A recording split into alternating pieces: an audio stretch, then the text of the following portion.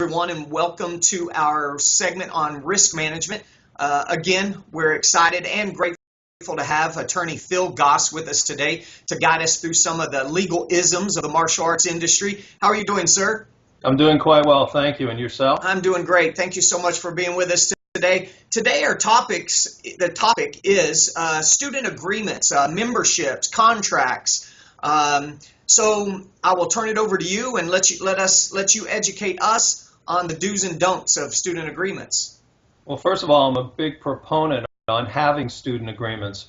Many schools seem to want to operate on a handshake deal, and that's not good for a number of reasons. First of all, you must commit to being a legitimate and a for-profit business, which means that you have to do the things that other businesses do.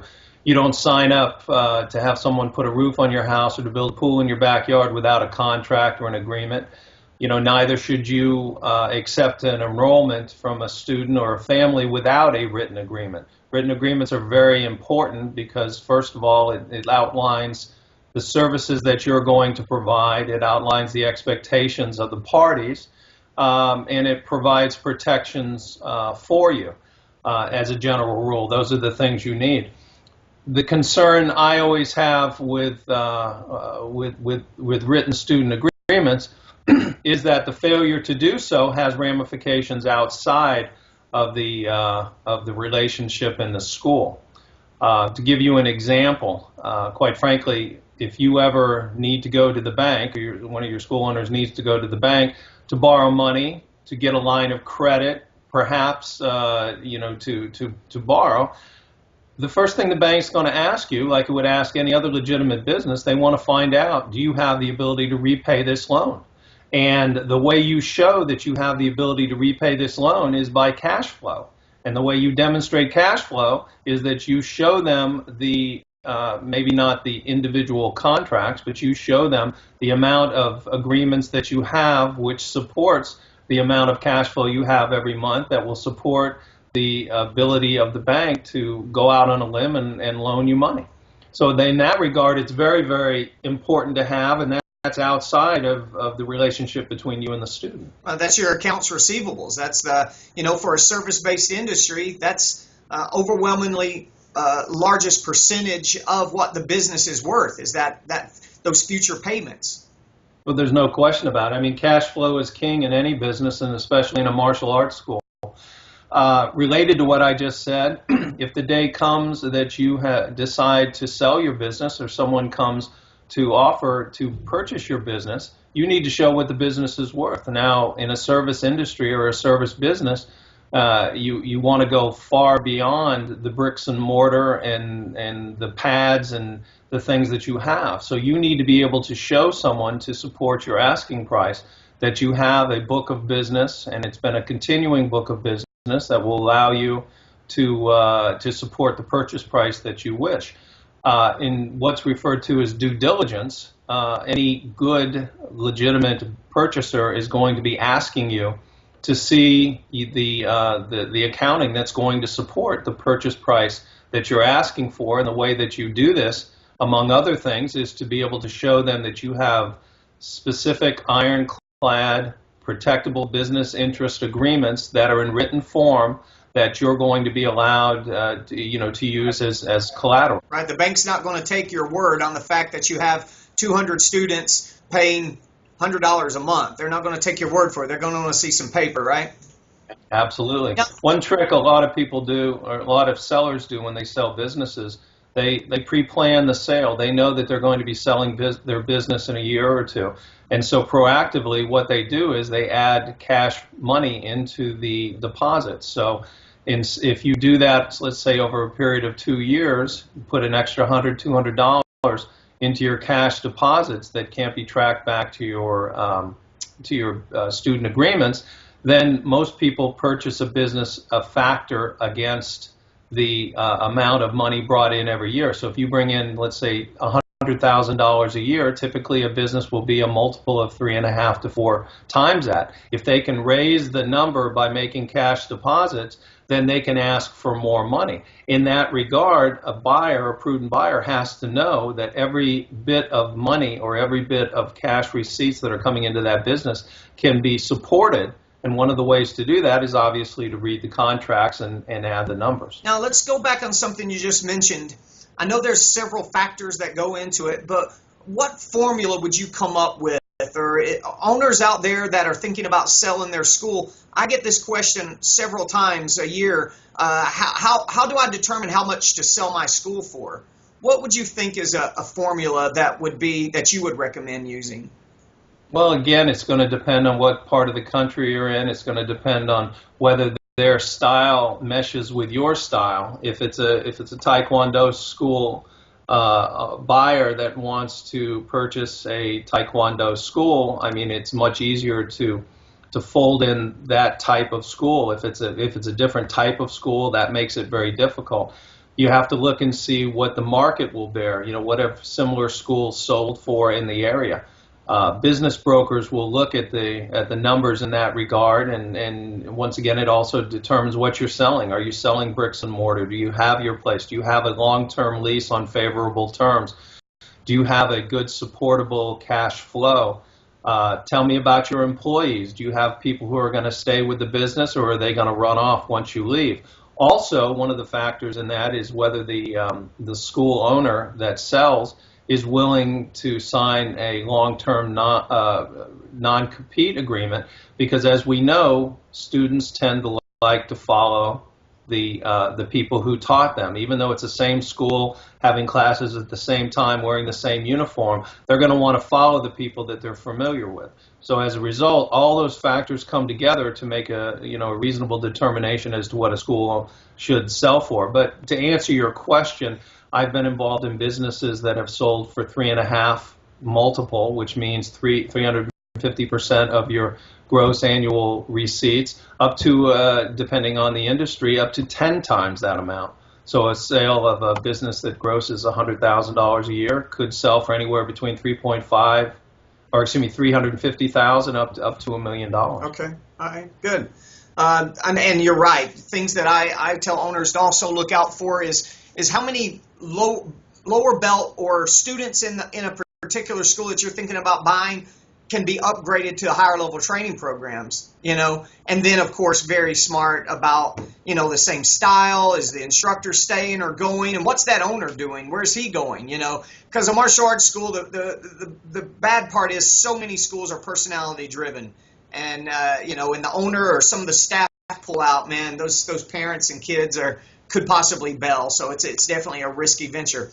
All right, so we know that the importance of student agreement so far is one, to determine the wealth, to build wealth and assets through your accounts receivables for your school. Okay? So do you want to expand? Are there anything else to expand upon why the agreements are necessary? I'm guessing it's going to spell out what the terms between you and your customers. Absolutely. And to iterate one more time, it shows an air of professionalism between the parties, that this is a binding legal agreement. This is not a handshake that we can walk away from, because you're going to have students that are going to want to leave. You're going to have parents that they're not going to want to push their kids, and they believe that, notwithstanding the fact their children are not attending class, they don't understand that you have the same staff expenses, electricity bills, rent. It's not your expenses are not based on how many kids are there. Your expenses are based on what it costs, and it's up to you to bring the student body into the school. So a lot of times parents or students will think, well, I'm not showing up. I don't want to pay anymore. Well, this needs to be a legal agreement that you can enforce. Now, we could speak for hours about the propriety or the intelligence of going after people for relatively small accounts, but you can't get the reputation that you're going to let anybody who wants to bail out on one of your agreements, you're going to let them do that. Now, that's a very fine line there, And, sometimes it's not worth going after for a number of reasons. Sometimes you have to. I mean, if you get that reputation in the school, the parents will talk about it. It'll be determined, well, Jimmy doesn't want to come anymore, so we're just not going to. And I know that, XYZ school is not going to pursue us. Well, people need to know this is a professional relationship. And I think school owners need to understand that they are professionals. Many school owners, when they're inside the school, they see themselves as professional, but in the scheme of things in the world, they say, well, I'm not a doctor's office, I'm not a lawyer's office, I'm not an accountant's office. Well, you're a service provider just like everyone else, and you need to treat your business as if you are, because you're very, very important. The agreement also, not only the expectations of the parties, what you're going to provide to them and what you expect back. I think it's important that the agreements have no guarantees. There should not be a, add water, shake it up, and out comes a black belt in 4 years. The students need to understand that there are qualifications and benchmarks that they have to meet in order to progress. And if they don't progress for whatever reason, then they're not going to automatically get their black belt. I think it's very important that there be some sort of provision. While I'm very strict on the concept that people should maintain payments if they decide not to come, let's talk about what happens if someone is injured. If someone breaks a leg. If someone breaks a leg, then you need to determine perhaps you would abate the contractual relationship for that period of time and then start it up 4 months later. I think that's a reasonable thing to do. What do you do if they, for no fault of their own, they move 5 miles away, 10 miles away, 20 miles away? I mean, in some areas that could be tantamount to across the world. So what are you going to do to try to work with them? Because it's always better to try to work with people. These agreements also need to take into account, they need to be what I refer to as a living, breathing, evolving document. There are going to be things that are going to change over time. The document you prepare today may not look like the document that's going to be the one you put in front of somebody 3 years from now. So you have to look at it as if I find something that works better, I have to be willing to make changes. And there's no problem with making changes. You just can't make changes unilaterally and expect someone to accept the change without them agreeing to it. So the next time they come in and need to re-up an enrollment, either an upgrade or or moving from one level to another level, it's important that they sign a new agreement. In that regard, there's something, and I think it's pretty common, people refer to as a tickler system. Tickler system is either something you have on your computer that alerts you to the fact that you have a student that's coming up for renewal, or a group of students that are coming up for renewal, or a student that potentially could be upgraded to another class, a black belt program or something like that. It's important that your tickler system is up to date, because many schools have people with expired agreements, and an expired agreement is no agreement. So as a result, they could walk anytime they want, and in reality, you have nothing to stand on. So I guess if I can put this in perspective, a lot of times student agreements are seen as an afterthought. It's not really taken seriously. We're interested in getting them in the door, getting them that first class, getting them signed up, not necessarily formally memorializing the relationship. And that's the business side that school owners have to take into account. Now, what do you think about some states require that if someone moves so far away, or if someone ends their, they require you to refund a paid in full membership. Some states do not require that you refund paid in fulls. They'll require that you cancel the membership if they move more than a certain mileage away, but they don't require that you return paid in full money. Should you think that should be, I know all owners should make sure what their state rules are on that and laws, but what do you feel? Should that be something that's actually in the agreement? If, for example, the state does not require you to refund paid in fulls, is that something you feel should be in the agreement? Well, it seems to me it's quite unfair for somebody that would, let's use the most or the most egregious example. Someone signs up for a year, and in the 11th month they move, and state law requires them, requires the school to refund the entire amount. I would hope in states like that there would be some formula that it would be pro rata. So in other words, if I had to refund the rest, if you signed up for a year, January 1st to December 31st, and on November 1st you're leaving, that I would only have to refund those 2 months. Right. But you do have to follow your state law. Right. Now, what's important to recognize is that, I live in the state of Florida. Florida has a specific health club act. And you don't want to be within the Health Club Act because it has a 3-day right of rescission. It has certain requirements that the health club post bond, have money with the state of Florida. A lot of protections are built in there because the health club industry is very, very shady in Florida and otherwise. The problem is that if a martial arts school is not careful, they could fall under the Health Care Club Act when they don't want to, and basically it's as simple as having exercise machinery in your school. So if you have a universal machine or something like that, you could theoretically in the state of Florida fall within the Health Care Act. So the keys to this analysis are know what your rules are, and then try to work within them. Don't try to supersede them. Don't try to say in a state that requires a full refund, which I'm not familiar with any of them. I didn't mean a full refund. What I was saying was partial monies that has been paid in full. So if like you said, if the people leave on the 10th month, some states require that you refund them the last 2 months of paid in full or a percentage of that, and some states do not require it at all. Right. Well, it's still a contractual relationship, and the parties have the right to contract between them. If before they sign the agreement, if they say, there's a possibility we may leave, or if we leave or move 15 miles away, we don't want to be responsible to do that, and that would be something that would be handled up front. It's a tough situation because, again, I mean, one of the biggest goals of a martial arts school is to keep the students engaged and alive and ready to, to participate and excited to come to your school 3-4 days a week, whatever the case may be. So the onus is on the school owner, not to sit back on their laurels and say, okay, I'm doing great. I've got 600 monthly members, and I'm making X number of dollars, and I'm able to cover my expenses plus put money in my pocket. I mean, it's like any other business. If you're not moving forward, you're failing.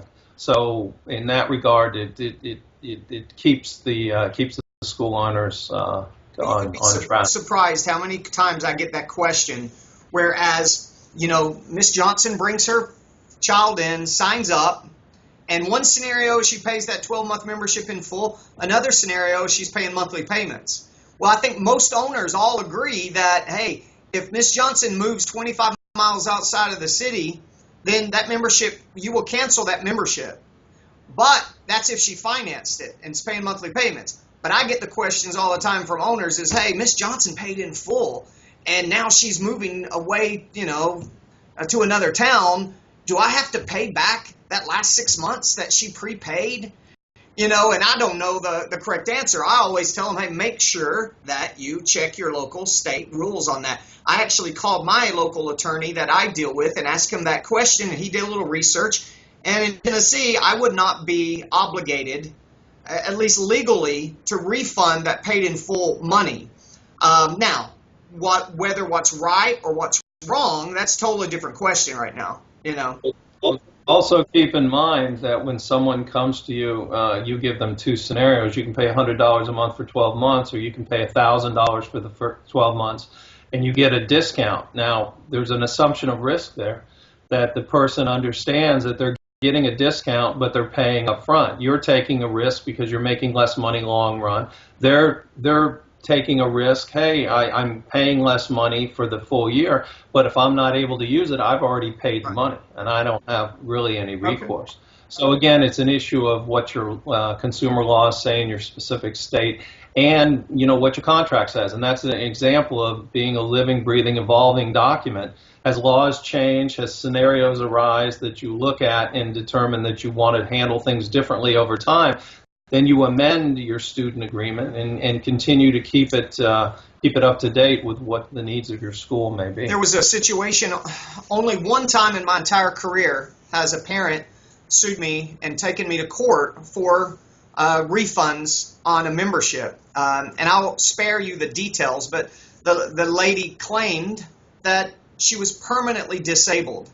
And in our membership, it did state then that if you move so far away, if you become permanently disabled, so on and so on, we'll cancel your membership and or, whatever. So that's the ground she was taking. So here I show up at this, I don't remember if it's small claims court or what the situation was, defending myself basically on the entire term of permanently disabled. And at one point, the judge looked at me and while I was on the stand, and he was like, Barry, what do you think? What is your definition of permanently disabled? And I was like, well, I would feel that the person cannot work anymore. They're probably drawing some type of government. They just legally, the government doesn't require them to continue working to get, disability insurance payments or whatever. And he replied to me, there is no definition of permanently disabled. He goes, that is something that you, in your agreement, need to define as what you think permanently disabled means. And remember that a contract is an agreement between two people. So what's written in that agreement and what's agreed upon for those two people is the definitions, is what it means. So that was a very good lesson for me. So I went back to my schools immediately and I yanked out the clause about permanently disability. Because it's just such a gray area, Well, it's an example of what I was referring to, because permanently disabled as defined by being permanently disabled per the government standards, because I don't know if you know anything about disability law, but it takes a very long time for someone to be determined to be permanently disabled, and then typically they're able to receive disability payments and Medicare and Medicaid if appropriate. So by defining what permanently disabled would be, it truly was an onerous on you. Now, I would have probably disagreed with the judge, because permanently disabled is a term of art that's used in disability law, and basically it means exactly what you said. It means that the state or the government has determined you no longer have the ability to hold a full-time job and therefore are eligible for governmental aid. But that's an example, living, breathing, evolving document. Make those changes. If you make the mistake, only once. Right, and it wasn't clearly defined as to what permanently disabled was. So it allowed for this giant gray area that had to be discussed, and therefore it wasn't strong enough between me and the student in the agreement that we had, So there's a concept in the law also that if one party drafts the contract and is in charge of the language, so in other words, when you hand a contract to someone, typically they're not able to go through it to dot and tittle and make changes and whatnot. It's referred to as a contract of adhesion. Any language that's ambiguous will always be construed against its drafter. That's a concept that's been around for hundreds of years. We brought it over from England, and that's probably one of the things that the judge relied upon. But the good thing is, the bad thing is you made a mistake. Good thing is I'm sure you didn't make it twice. Absolutely not. And actually, it came out really to my favor at the very end of the situation. So what are some other things that we want to make sure that is in our agreements, or that we want to make sure we're drafting a good agreement? Well, I think a liability waiver is important. Now, again, liability waivers are something we could speak for hours on, and perhaps you and I will have an opportunity to spend half an hour on it in the future. But let me talk to you first of all about liability waivers. There's good news and bad news. The good news is that I believe a liability waiver should be in every contract, every agreement, every time somebody comes into your school that you need to have them sign any sort of agreement or there's an assumption of risk. The inclusion of a liability waiver will probably keep 7 people out of 10 from ever suing you, merely for the reason that they believe that they've waived those rights. The bad news is they've not waived those rights. In reality, liability waivers typically fail miserably for people that think that that's their only line of defense. If they think I have a good liability waiver, so I'm not going to take extra due care for safety, or I'm not going to have insurance, they will be sorely disappointed when the day comes that they find out their liability waiver doesn't work. Now, I know that sounds like I'm speaking out of both sides of my mouth, but you need to know liabilities typically don't work, although in a martial arts school there's an assumption of risk. This isn't a wine tasting class. This is martial arts. You're going to be jumping, kicking each other, hopefully safely and under proper supervision. But there's an assumption of risk that people are going to have physical contact, and you're going to have people that are going to tear ACLs by coming down from a kick. There are certain things that are just going to happen, and the law recognizes that. This is not, a non-contact sport.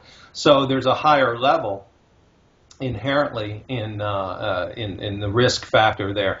But a liability waiver is one that's important because you say, listen, you know that you're going to possibly get hurt, you're going to get kicked, and you're willing to hold us harmless and indemnify us. And hopefully you have insurance to back that up, but it's very, very important that you have that. Now, one thing that seems to be a real concern, especially with minors, is that if you have a minor who gets hurt, when does the statute of limitations start? In other words, if you or I go in and have our appendix out, and we'll say we're in the state of Florida, and a doctor leaves a surgical instrument in the incision, we have 2 years from the date we knew or should have known that we have a problem. Sometimes it can be extended because of fraud, but there are finite dates that we live with. When you have a minor who gets hurt, you may not have that clock may not start ticking until that minor turns 18. So it's quite important that if you have an injury or something along those lines that you consult your attorney. There's a way around things. In other words, in the state of Florida, if any minor is to receive more than $5,000 for any reason, there's a requirement that the parents or another person be appointed a guardian by the state of Florida through the probate court. Now, if that happens, then the guardian has the right to make decisions based on that claim. So let's say a youngster breaks an arm, and we'll say it's a terrible injury, and you're looking at a $10,000 claim. In the state of Florida, if we have a guardianship that's appointed, the parent or the guardian has the right to accept the settlement and to waive the right, and you don't have to worry about it. Otherwise, other states will not start that clock ticking until the minor reaches the age of 18. More reason to be sure that you're aptly insured, and that if you change your insurance company, that you have tail coverage. You want to make sure that you're covered for anything that has happened, will happen in the future, or has happened. And that's it. Whenever we do these, we've done, I think this is our third or fourth one. I'm always sitting here taking notes, just like, God, that's so good. That's so important. Like tail coverage. Who would have thought it to even ask their current insurance company? You know how many schools ask me every year, every month, who do you recommend for insurance? And now I know, hey, listen, if you switch, make sure you ask for tail coverage. That's awesome. Very good. And I think in that regard, if I may add one more thing, it's quite important to make sure that you're talking to an insurance agent that understands the martial arts, because just your local strip center agent may not have an understanding or an appreciation as to what goes on, and they may say, well, we're going to rate this the same way that we would rate a yoga studio or a dance studio. And we all know that it's a much different atmosphere whatsoever. You want to make sure that they understand the business, that you're not paying more premium than you need to, and that you're getting the protection. Because I know we discussed this probably the last time, but the key to insurance is not necessarily the person that writes the check at the end of the day. The key to insurance is that they're going to hire somebody with a real pretty suit that has a law degree to represent you, because that's where money is going to be spent. If you were to have to do it yourself, you will spend multiples of thousands of dollars more in hiring a lawyer to represent you than you ever will paying out a claim in most circumstances. So that's the key to the whole thing. You're really insuring yourself against having to pay an attorney as much and that's as coming having from to an attorney. Absolutely. I tell my clients that all the time. Most important thing of insurance is you want to have legal representation. All right, I've got one more follow-up question, and then if you've got anything to add, that'll be great. How long should we, you brought this up about this, if a student worse to get hurt under 18, that it might be 7 years before they are 18 and the clock starts ticking away. How long should we keep our agreements, even on our canceled students or quit students? Well, you're talking to someone that never throws anything away, and I have a reason for that. I have in the past found, by keeping records, needing something, and it was very, very good that I continued to maintain that. Records are not that onerous to keep. Let's be honest. You could probably have 3 years worth of student enrollment agreements in one banker's box, and a banker's box is 8.5 by 11. If you have to lease a storage facility, if you don't have a corner or a closet in your school to keep these things, in reality, do you need to keep them more than 10 years? No, absolutely not. However, it's very important that if you need it, you will be very, very happy that you had access to it. Therefore, my individual predilection is, and I'm not saying it's correct or incorrect, is I never throw anything away. I keep everything. And, at some point, I'm going to retire in the next 20 years, and at some point, I will throw things away. But I would keep them for as long as you possibly can, because there's no downside to it other than just having a little more space. Now, are scanned documents and kept on digitally, are those still legal and binding? Those are. If you were involved in a lawsuit and you didn't have the original document, there's another step that would have to take place. You would have to reestablish a lost, destroyed, or a document that's in another form. And it's possible to do so. It's never as important. It's never as good as having the original document. And I would say never do anything. There's no problem with scanning your documents to keep them in another form, but don't do anything with an original document for at least 7 years. After that, then we can work through the process of reestablishing a lost or destroyed document. But for 7 years at least, it's very important that you have those things, and that also includes your bank records. That also includes your tax records. That also, any document that's worthy enough to be in written form, needs to be maintained. Remember, you're a business, and businesses have to play defense. You never know when you may need something. So there's no downside to keeping them. Very good, very good. Do you have anything else you want to add that maybe I got you off track? Well, you didn't get me off track, but I'd like to iterate just one thing, and I think it's important for school owners to understand that you are professionals. You didn't go get a master's degree in Taekwondo or Kempo or something like that because it's not offered. But the services you're bringing to the public or offering to the public are every bit as important as those, by other professionals. So remember, you are a professional. You need to act like a professional. You need to run your business like a professional. And don't ever make excuses for not doing that, because it is your business, it is your livelihood, and it's how you're identified in the community. So don't ever be afraid to act professionally. Very awesome, very awesome. All right, sir, thank you so much for your time, and we look forward to your next edition of our risk management segments. Thank you so much. You're very welcome. Thank you for having me.